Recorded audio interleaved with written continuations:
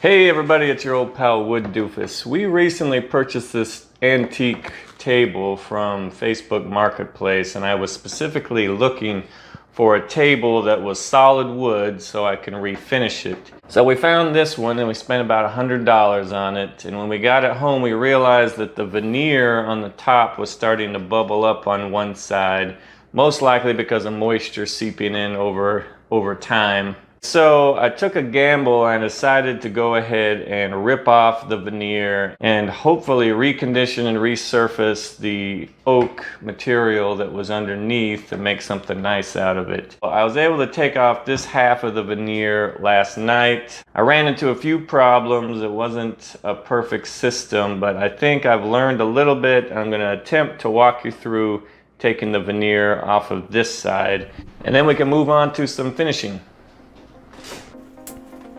Okay, so like the screen says, I am scoring the veneer in the hopes that the veneer would come off in strips.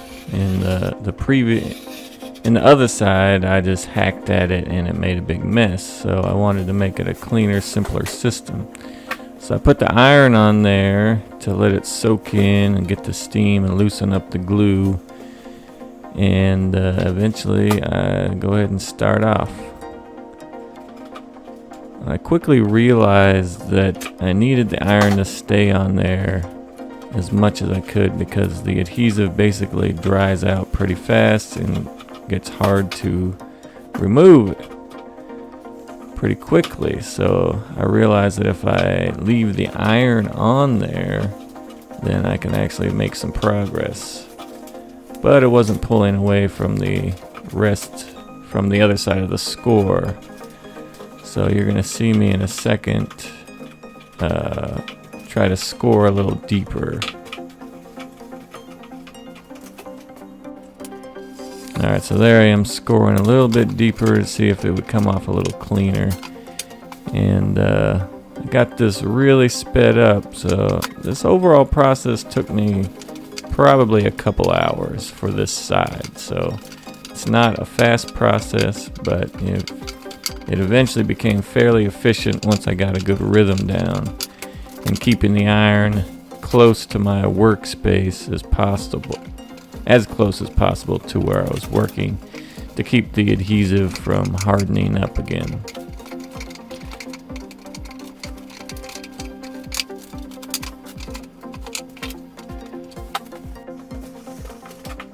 I would reuse that rag, but eventually I stopped using the rag and just maintained the water level in the iron itself. And that helped keep the adhesive soft. I kept the veneer soft enough so I could remove it. So here I am about to finish up the first strip.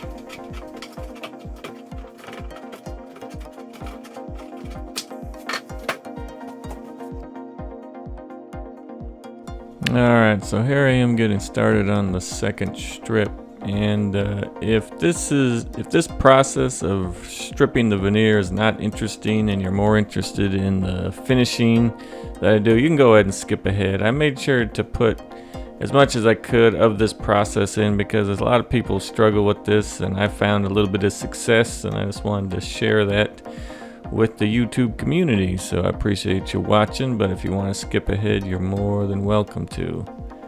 I'm just going to keep on stripping this stuff off of here and probably give you a little recap in just a second.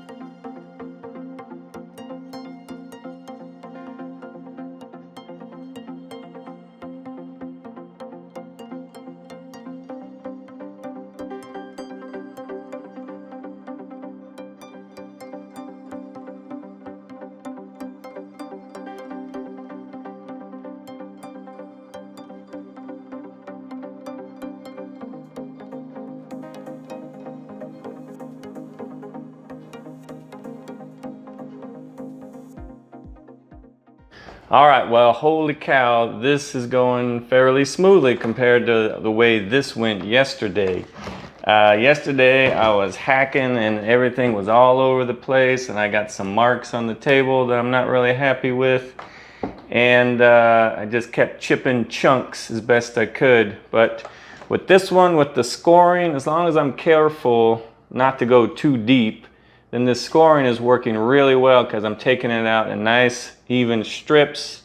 And a couple of tips I'll tell you is we're going to keeping the chisel with the flat edge on top for the most part. The only reason I would flip it over is if I get a little stuck and I need to get under it. I'll get it started, but then I'll flip it over with the flat edge up and just wedge it up as I go. But I also want to keep the iron as hot as I can and right on the edge of where I'm prying it. That way it keeps the glue sticky where I'm prying it. If the iron gets away from it too long, the glue hardens pretty fast. So that's why I keep the iron right on top of where I'm wedging it. Also, keep the water in your iron because that steam really helps. I got a wet rag too that sometimes I put on there, let it soak in for a minute. But let's keep chipping away at this.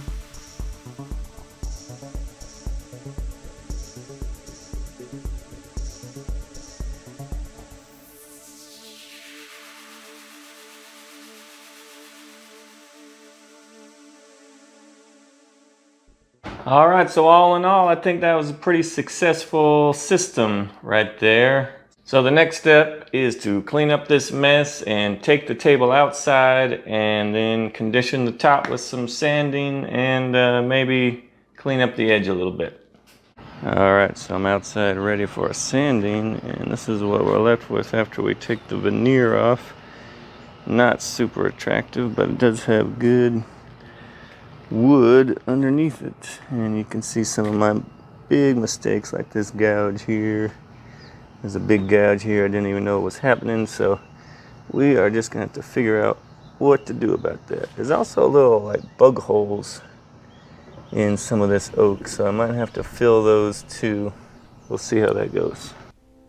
Okay, so I'm starting with the 80 grit sandpaper on the top, and I will say about those gouges, I'm gonna go for like a rustic look on this finish, and one reason is I like the rustic look, and another reason is I have to because of all the imperfections left in the wood after ripping off the veneer. It is a nice piece of old antique wood that deserves to be used, but I just wanted to make sure that my finish matches the imperfections, so that's one reason why I use the finish. And here is the 120 grit, I believe it is, as I sand around the edge. There's still some veneer around that band, but it was in good shape, so I just sanded it and got it ready for staining.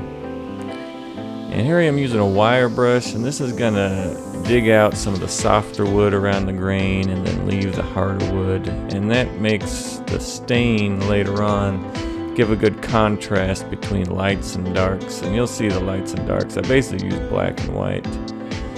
This is a mineral spirits that really helps clean the surface after all those different preps that I've done so far.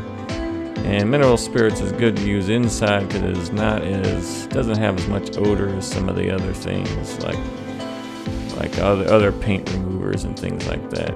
But it gets a good clean surface. So here is the whitewash. So it's white paint with water mixed in. I don't want to put full paint on there, it's just too thick. I just want a light coat. And now I'm using some ebony stain. I'm using the Varathane ebony, and it's yeah, that's basically black stain. And once that was dry, I went back with another whitewash, but as I was painting, I started to wipe it off. I didn't want it too bright, so I put half on and then wiped it off. Alright everybody, so I think that's going to be all for this video. The only thing I have left to do is put some polyurethane on the surface, but I think it turned out pretty good. With all the nicks and stuff, I think this concept matches and ties those nicks and gouges in as well as can be done. So all I got to say is those chalk paint soccer moms ain't got nothing on the old wood doofus. I'm also going to stain the leg under here, probably closer to black and gray, something darker than the top, but that's not that interesting. So thanks for watching, and as always, don't be afraid to be a doofus.